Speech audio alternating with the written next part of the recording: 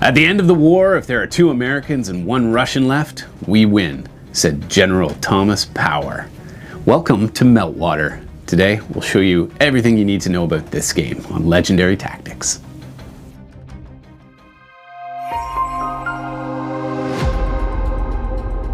Well, thank you for joining us. Today we're going to cover the theme of the game, the mechanism of the game. We'll compare it to a few other games. We'll give you a summary of what got us to this point, which I think is the boiling point. We are just, this conflict is just about to explode. Yes. Give us a sense who you think is going to win based on our board position right now. I'm playing the Americans, you're playing the Russians, and then nature is playing radiation. So can you give us some context for the game? Where and when is this set? Okay, so the assumption is that World War III has already happened, US versus the Soviet Union, and Antarctica is the last refuge. It's the last place where people can survive at all. And so you have some American civilians and soldiers, some Russian civilians and soldiers, and then some neutral refugees that are all rushing to try and make a haven in Antarctica.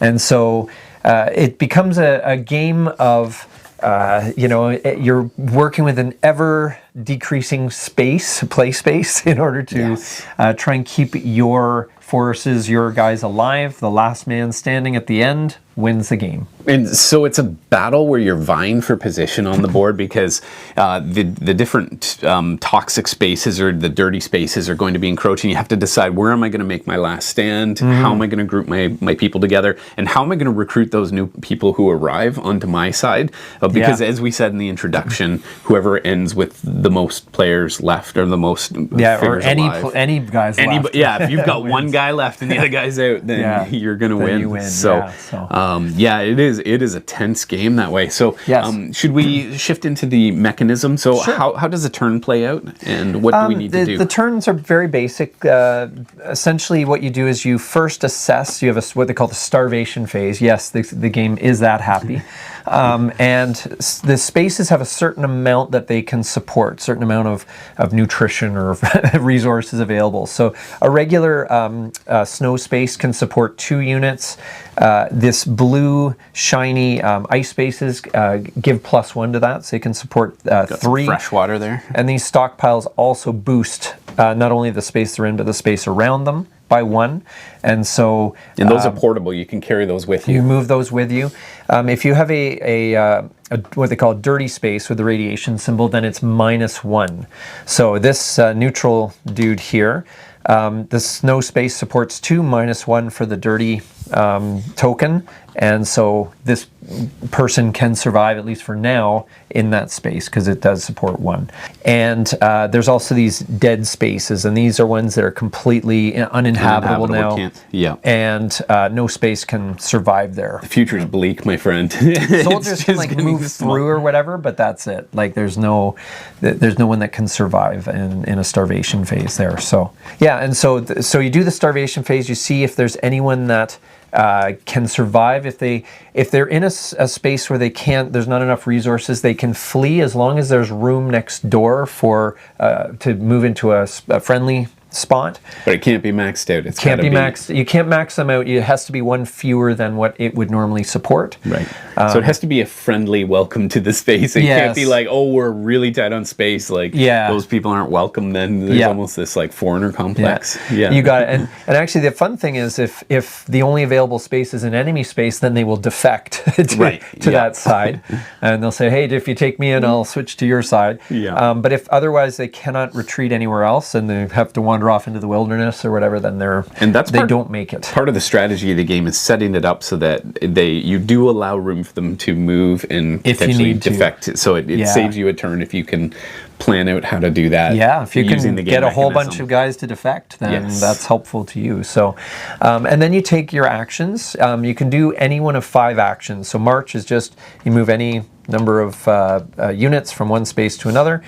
You can threaten, where either with a soldier or if your civilians outnumber the space next door, you can threaten those civilians, and they have to move.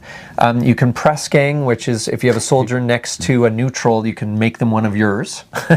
And you can attack where soldiers attack each other and they both die. So it's a one-on-one elimination essentially, and can potentially add some radiation. And there's no from dice this. or anything. It's just 1v1 they lose. What happens is a 2v1, just two guys die and one each, remains. One each dies, yeah. And then the last action is militarized, whereas if you have someone who's not adjacent to any enemy at all, you can convert a civilian into a So in a my soldier. last turn, you just wiped out two of my soldiers. Yes. I had one here, one here. Yes. You had already added one extra, so you're one up on military. So I just converted that guy Yes. to military, and I couldn't do it on my front line. No. Because basically when They're I'm adjacent training, to me. you're pressing me, and I just can't get the training I need. So I had to be over here. It's fine to do it next to civilians, but the neutrals are fine. So one each left, but man, it's going to be a tight finish here. It is going to be a tight finish. And so once you've done your actions, and the militarize it would be your only action for the round. That counts 4 actions, Counts as essentially. 4 actions Yes. to make a soldier.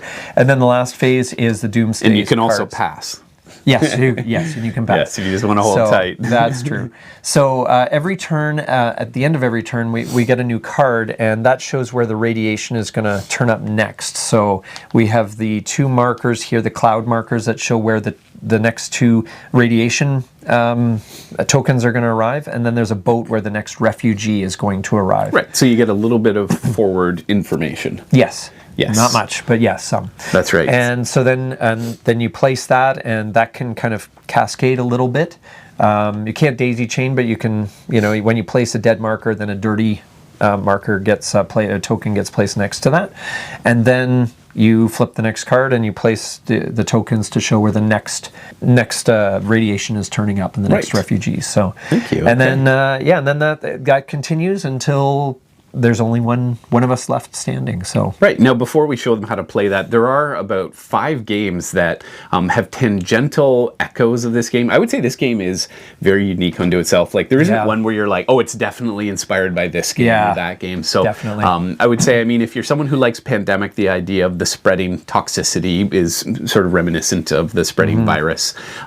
We used to play the game Survive as kids, where you're on the island. The island is slowly disintegrating, and it is hexagons. Yeah, there's no safe havens here, though. No, and no it's there, you hop on the boats and you get off the island. Here, it's just like you're just dying dealing with eventually. the shrinking island. Yeah, that's right. So you've mentioned a couple times in teaching me this game thematically that this War of Mine, it has that sort of serious, somber approach where it just feels like, wow, this is a bit this grim. is kind of sad. Yeah, For sure. it is grim. And there's something about it in Frostpunk is the same thing, where you've got that in Frostpunk you start small and you expand and you try to like build but it out has that same kind of survival, scraping out survival, and especially in the wintry landscape as well. And so very tangential to Fractured Sky offers information about what's coming in future turns. In that one, though, it's compartmentalized, so I know some information and you know different information. So that one's a little bit different too. But overall, the game does feel sort of like this slow build where it's like, okay,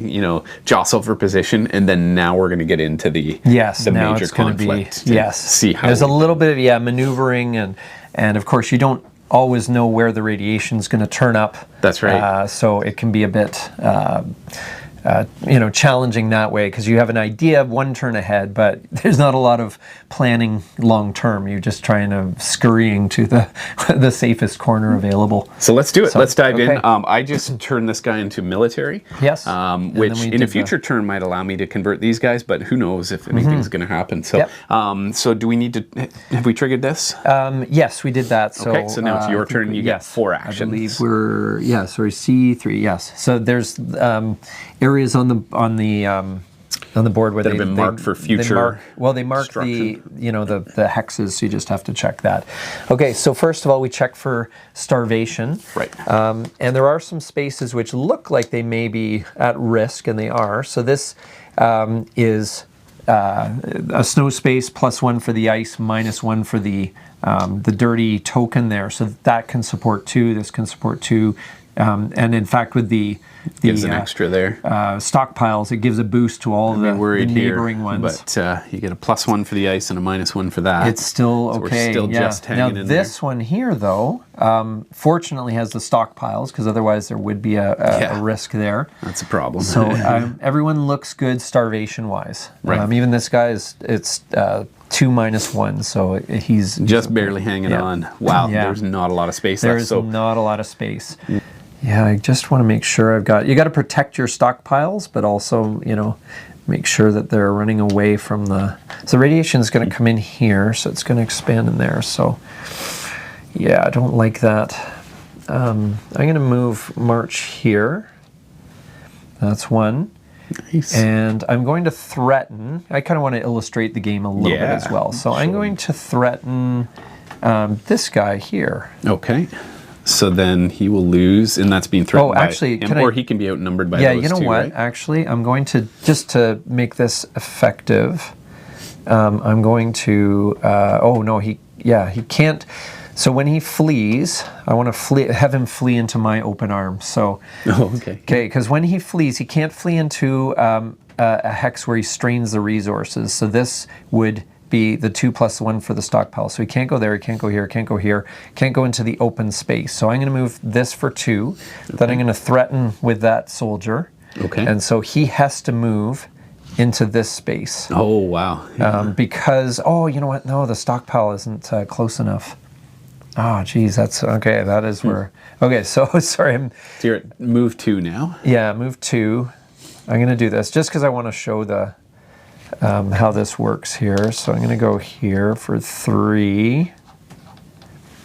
And now that's going to give me the extra supply that I need. So now I'm going to threaten him for 4. And so he has to go, he can't go into the friendly hex, so he has to go here, and he converts to my side, as he should. Flip. Whoops. Wow. Okay. Cool. It's kind of tricky to engineer that because, again, really. you got to make sure that you got the supply available to support and make room for them. And now, again, press gang, no one has a soldier. Well, you could, I guess, press gang here just to illustrate that. Yeah. So if you have a soldier next door, you can force a neutral to switch. I think I will illustrate that next turn, but we got a bit to do first. Yeah, we got a bit to do here. So first of all, it's the radiation spreads. And of course, it keeps going in until there's an empty space. So that's where it goes there.